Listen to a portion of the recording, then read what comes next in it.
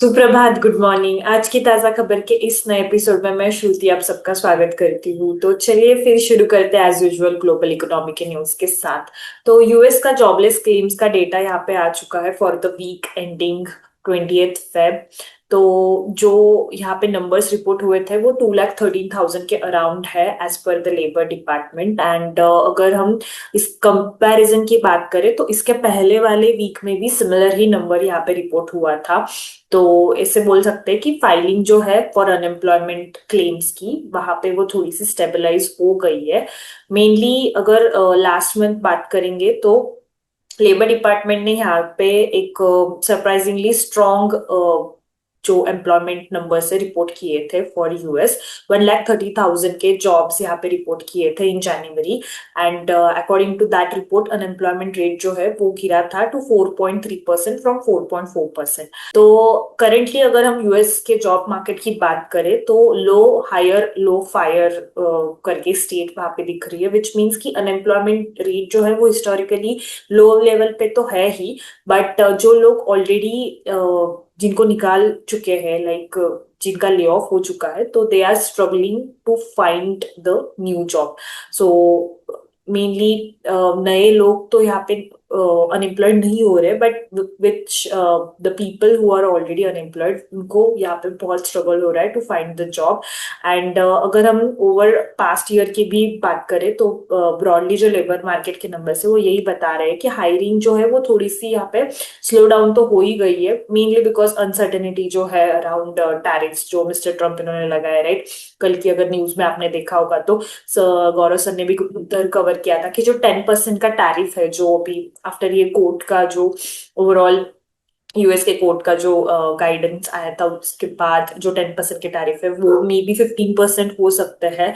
ऐसा again commentary आ रहा है। And after 5 months they are saying कि जो ओरिजिनल टैरिफ है जैसे इंडिया के केस में 18% है वो वापस आ सकता है। तो these are uncertainties are there.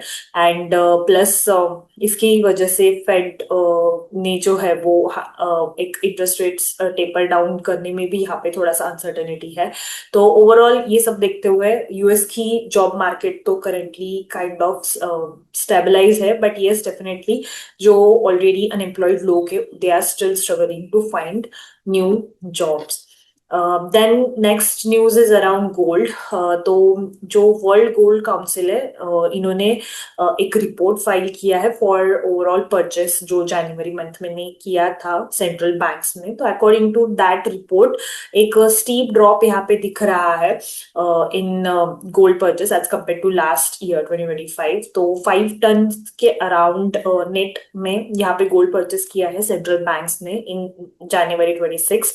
As compared to that अगर हम 2025 के नंबर देखें तो on an average monthly basis पे 27 टन के आसपास का परचेस हुआ था। तो मेजरली 80% के अप्रॉक्स ये डिक्लाइन है इन केस ऑफ गोल्ड परचेस।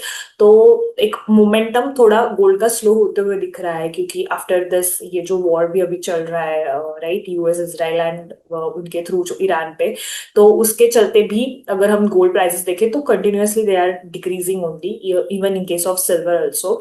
तो अनसर्टेनिटी है बट स्टिल एक जो एग्रेशन है गोल्ड के बाय करने का फॉर सेंट्रल बैंक्स वो थोड़ा सा यहाँ पे स्लो डाउन होते हुए दिख रहा है।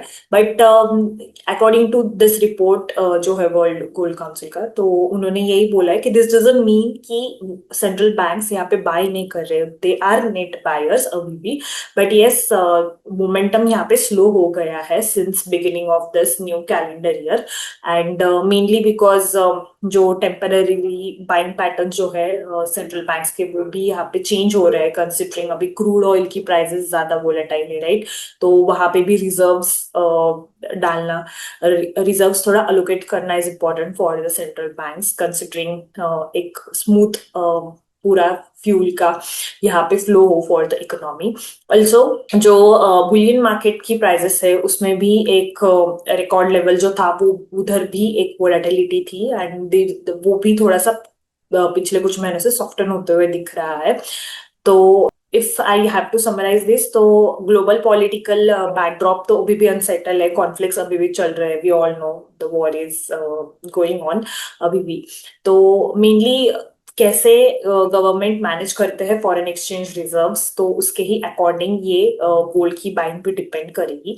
एंड अगर हम स्पेसिफिकली को किसने ज्यादा बाय किया है यहाँ पे इन रिसेंट मंथ्स देखेंगे, तो मलेशिया, इंडोनेशिया, चाइना, सर्बिया, ये सब एक इन्होंने बाय किए है एट स्मॉलर स्केल। एंड अगर हम सेलर की बात करें तो मेनली रशिया ने यहाँ पे सेल किया है। चाइना की अगर यहाँ पे बात करें तो it has continued momentum, 15 consecutive month से कंटिन्यूअस गोल्ड बाइंग चाइना यहाँ पे कर रहा है, जिसकी वजह से नियरली उनके जो गोल्ड के रिजर्व है वो 10% से यहाँ पे बढ़े हैं। तो overall we can say that central banks are still buying, but yes momentum अभी स्लो हो चुका है। एंड जैसे गौरव सर ने भी कल के कॉल में भी बोला था कि क्रूड की प्राइसेस की वोलेटिलिटी एंड मार्केट्स पे कैसा ये सबका इम्पैक्ट हो रहा है, एंड ऑल्सो गोल्ड की रैली कैसे स्लो डाउन हुई है, वो उन्होंने डिटेल में एक्सप्लेन किया है, तो I won't reiterate the same thing. तो आप लगा तो कल का न्यूज वीडियो देख लीजिएगा, उसमें you will get the idea about that. Next is additional news regarding now Indian economy. So India is looking for alternative market, including Australia, Canada, or US to buy the energy sources. तो according to a government का source, यहाँ पे news है कि India is looking for alternative source for gas, क्योंकि जो भी war चल रहा है तो उसकी वजह से अपने भी जो एनर्जी परचेस है उस पर इम्पैक्ट हो रहा है। तो mainly Australia and Canada has already offer to sell gas to the India, and government यहाँ पे ऑप्शंस देख रही है, बिकॉज करंटली अगर इंडिया की बात करें तो 195 million metric standard cubic metres per day का गैस यहाँ पे हम लोग इंपोर्ट करते हैं, जिसमें से कतार से 60 MMSMD यानी कि million metric standard cubic metres per day यहाँ पे आता है। सो कतार उसमें से 195 में से 60 सप्लाई करता है। तो यही रिप्लेस करने के लिए या फिर इसको सब्सटीट्यूट करने के लिए for the matter of time, जब तक वॉर यहाँ पे पॉज नहीं हो जाता, कतार से सप्लाई रिज्यूम नहीं हो जाता, तो तब तक India is in talks with major oil producer countries to buy crude and LPG. As per जो गवर्नमेंट के कुछ सोर्सेस है उन्होंने कहा है कि इंटरनेशनल एनर्जी एजेंसी से डिस्कशंस चल रहे हैं। ऑल्सो इंडिया यहाँ पे यूएस के साथ भी बात कर रहा है to get insurance for the ships, जैसे मिस्टर ट्रम्प ने कल ही अनाउंस किया था, जो भी जो जिसकी न्यूज भी सर ने यहाँ पे कवर की थी, that they will provide insurance. तो उसमें India is also in talk with US. And recently अगर हम बात करें तो new contract UAE and US के साथ ऑलरेडी यहाँ पे इंडिया ने साइन किया था to diversify its energy basket, and plus US के साथ तो वी नो की ट्रेड डील के चक्कर में भी वहां पे हुआ था साइनिंग एंड ऑल। बट अगर हम वॉर रिलेटेड बात करें, लाइक जो भी वेस्ट एशिया में हो रहा है, तो उसके चलते इंडिया के पास जो गवर्नमेंट बताया है ट्यूसडे को, तो 8 वीक्स का क्रूड ऑयल का यहाँ पे ओवरऑल स्टोरेज है, एंड पेट्रोलियम की प्रोडक्ट्स की भी इन्वेंट्री है, एंड 40% जो है वो आता है import transit through Strait of Hormuz, जो सिग्निफिकेंटली जिसका एक्सपोजर अभी डिस्टर्ब हुआ है because of all these things. So उसको ही यहाँ पे रिप्लेस करने के लिए या फिर सब्सटीट्यूट हम ढूंढ रहे हैं। दो currently overall country specific we are at a very comfortable position in case of energy security, and also stock जो है जैसे मैंने कहा कि 8 वीक्स के आसपास का ऑलरेडी है फॉर पेट्रोलियम प्रोडक्ट्स कंट्री के पास, इंडिया के पास, एंड जो 25 डेज के अराउंड का क्रूड ऑयल इन्वेंट्री भी है, and additionally petrol and diesel की भी 25 डेज की इन्वेंट्री है। तो एवरीबडी इज थिंकिंग कि इतना इम्पैक्ट नहीं होगा, बट यस डेफिनेटली ओवरऑल वो जो 40% का क्रूड जो आता है फ्रॉम स्ट्रेट ऑफ हॉर्मोज, तो वो यहाँ पे सब्सटीट्यूट करने के लिए we are looking for alternate option. 60% बचा हुआ जो है, जो अदर सोर्सेज से आता है, that is still going on, and वहां से सप्लाई तो इंडिया के पास आ रहा है। तो it's wait and watch, but yes definitely India is doing looking for another options. Then next news is around rice exporters. So rice का जो export है वो भी यहाँ पे हिट हो गया है बाय ईरान का जो ओवरऑल क्राइसिस है। एंड जो एक्सपोर्टर्स है उनके फेडरेशन ने यहाँ पे अर्जेंट गवर्नमेंट सपोर्ट मांगा है, मेनली बिकॉज ऑफ जो ईरान वेस्ट एशिया क्राइसिस चल रहा है उसकी वजह से शिपिंग जो है वो डिस्टर्ब हो गई है इन केस ऑफ राइस। एंड ये इंस्टेबिलिटी की वजह से क्योंकि काफी मैरीटाइम रूट्स यहाँ पे डिस्टर्ब हुए हैं। एंड जो फेडरेशन है of agriculture and process food product export development authority, उन्होंने यहाँ पे कहा है कि एक्सपोर्टर बहुत different challenges like shortage of container, suspension और cancellation of vessel calls to Middle East and logistic cost भी यहाँ पे बढ़ी है। तो ये सारे challenges face कर रहे हैं जिसकी वजह से international freight rates जो है वो भी 15 to 20% बढ़े हैं, जो exporters सारे absorb नहीं कर सकते हैं, जिसके चक्कर में यहाँ पे domestic supply में भी बढ़ सकता है in case of India, जिसका prices जो domestic राइस की प्राइसेस है उस पर डायरेक्टली इम्पैक्ट हो सकता है। अगर हम बात करें डोमेस्टिक प्राइसेस की, तो बासमती राइस की प्राइस ऑलरेडी लास्ट 72 आवर्स में 7 to 10% से यहाँ पे गिरी है। तो ओवरऑल एक्सपोर्टर्स अगर नहीं कर पाए प्रॉपरली एक्सपोर्ट तो यस डेफिनेटली वो इम्पैक्ट तो करेगा ही। एंड डोमेस्टिक लेवल पे भी वो प्राइजेस पे, राइस की प्राइस पे इम्पैक्ट करेगा। Next is news related to Finland. So India and Finland इन्होंने एक एमओयू यहाँ पे साइन किया है टू एलिवेट जो स्ट्रेटेजिक पार्टनरशिप है दोनों कंट्रीज के बीच में। तो मिस्टर मोदी इन्होंने ऑलरेडी एक बायलैटरल टॉक्स यहाँ पे कल की थी with Finnish president Alexander Stubb at Hyderabad में। एंड दोनों लीडर्स ने यहाँ पे यही कहा है कि both countries want to expand cooperation in area such as digitalisation, sustainability, clean energy, quantum computing and semiconductors. So mainly फायदा होगा डिफेंस एंड स्पेस इंडस्ट्री को। एंड ये जो अभी स्ट्रेटेजिक पार्टनरशिप फिनलैंड के साथ इन्होंने अनाउंस की है तो इसका मेनली फोकस होगा to accelerate high technology sectors.